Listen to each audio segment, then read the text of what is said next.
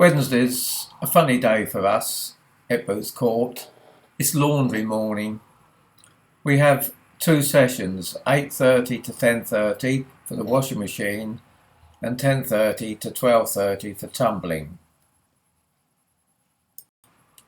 So after getting all the washing back upstairs, we decided to pack a lunch and go down and sit and watch the boats at Shotley.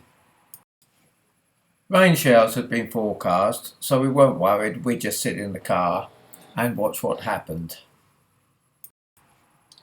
We got down to the Marina and parked the car, looking across the river towards Harwich. It's a lovely view, and normally there's quite a few boats out, but I think the forecast must have put quite a few off. However, there's always some action on the river there, and so we sat and we watched, and gradually the storm came and passed by us. It didn't rain for quite a long time, but under a cloud there's always wind, and a chop gradually started to develop.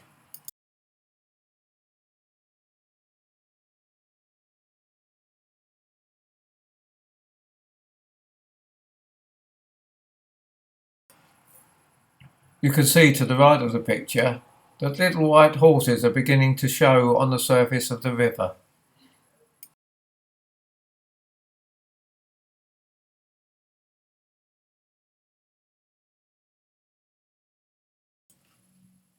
It was high tide and slack water, so there wasn't a lot of current. It was just the wind that was making the white horses.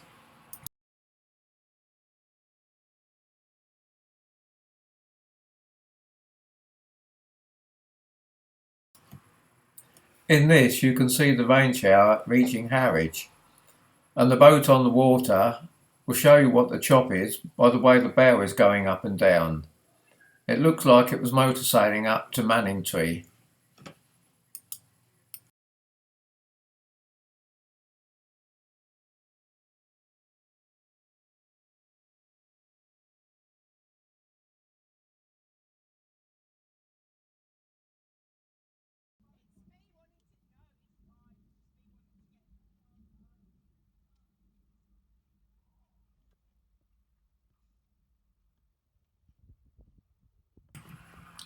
Now we can clearly see the white horses, and I would imagine it was quite wet on the boat with the spray from the bows.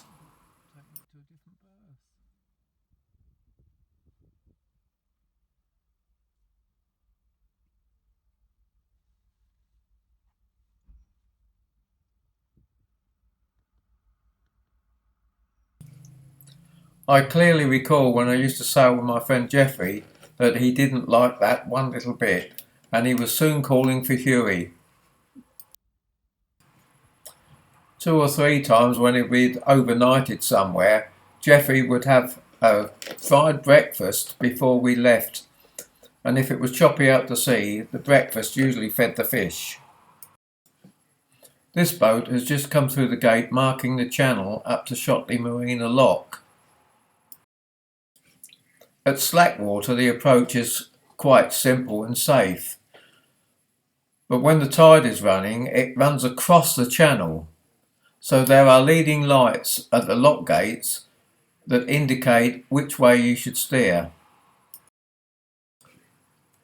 At spring tides, when the tide is ebbing, the current is very strong, and it takes a lot of concentration and skill to keep dead centre for the lock gates.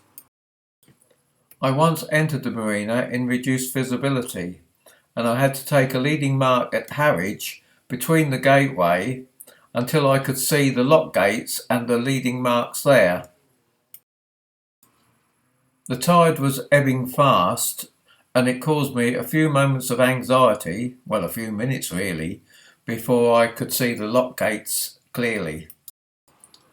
Even so, we were well offline, and I had to take a sharp turn to the left, port, to get in line with the gates.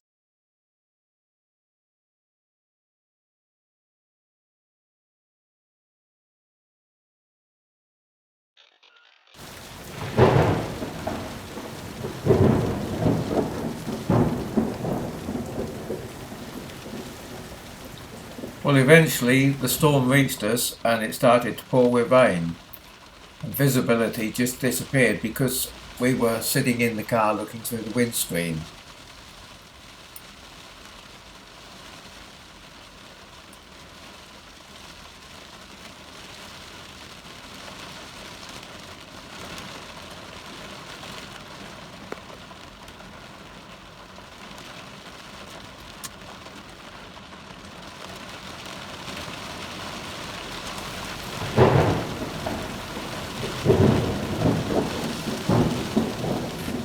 And then the thunder and lightning reached us, which was quite spectacular.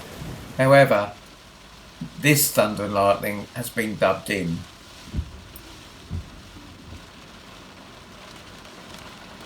It's a very clever editing program and there are quite a few effects that I can add.